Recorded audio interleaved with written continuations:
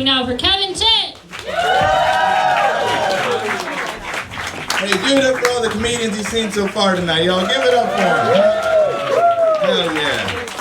Cool, great. Who's traveling again? Couple of us? Feel safe, right? It's good. It's good. I've been, I just booked my first trip to New York coming up. First trip there in a while. I was kind of nervous about it. I've been nervous about it for a while, not because of COVID, but because during the pandemic I heard a story about a guy who took a sword with him on a megabus from Baltimore up to New York. And got off the bus in New York and stabbed a bunch of black dudes with the sword. Yeah, that was a while ago. I didn't know. And so now I got this megabus ticket going up to New York, and we got to stop off in Baltimore before we get there. And I'm worried about a bunch of swords coming up on the trip with us.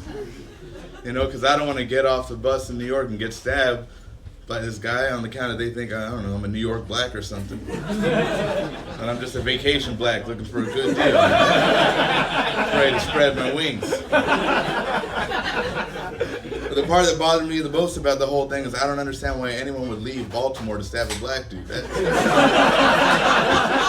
very counterproductive.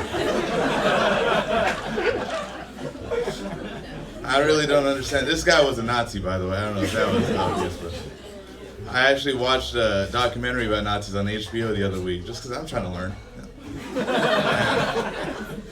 Because they're kind of like one of the first people to really bring cancel culture into the wave, because as soon as they were getting rid of these statues, they're like, what the fuck? You can't, you can't, They weren't about it. And I didn't understand why they wanted to, preserve the legacy of these assholes forever. I think every time, you ever heard of that fight song that they used to play at sports games all the time? That hey, hey. That song was written by a pedophile. That's why they don't play it anymore. Yeah. And I think that's a good choice. We don't need to keep giving that man royalties.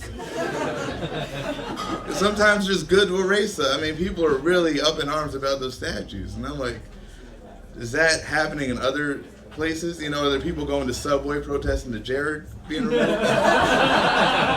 Got Subway loyalists walking in there like, hey, what the fuck happened to all the pictures of Jared that used to be in this place? Some minimum wage employees got to be like, well, there's this weird thing with Jared and pedophilia. We had to get him out of here. And the guy's like, shh, I know about that, but he's a part of our history here at Subway. We can't just get rid of that and forget who we are as sandwich consumers.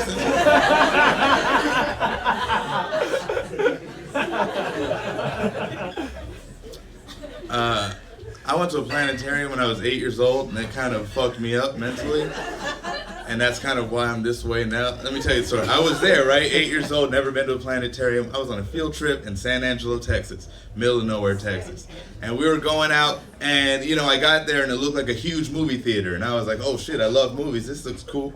And then I sat in the chair, and that shit reclined all the way back. And I was like, whoa, this is like extra reclining. What's happening? And then all the walls turned into the screen, and then you start seeing the planets getting formed. And I was like, this is fucking sick. I'm about this shit. And then, the voice of God went over and explained how the universe was created. And, it was real interesting stuff. But at one point, the voice of God did mention that the sun was going to explode and wipe out everything that I see. And 8-year-old me wasn't ready to hear God say that.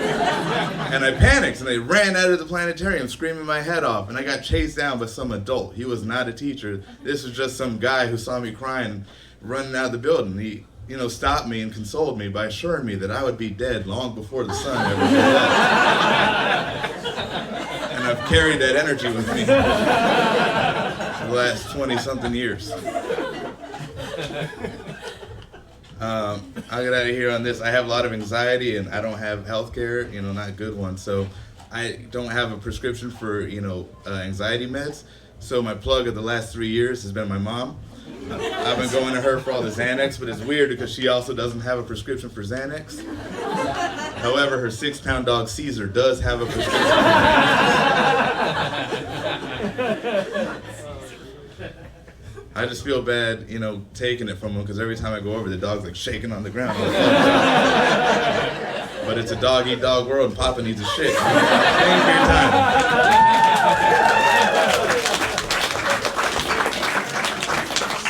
Edmonton, everybody. Your next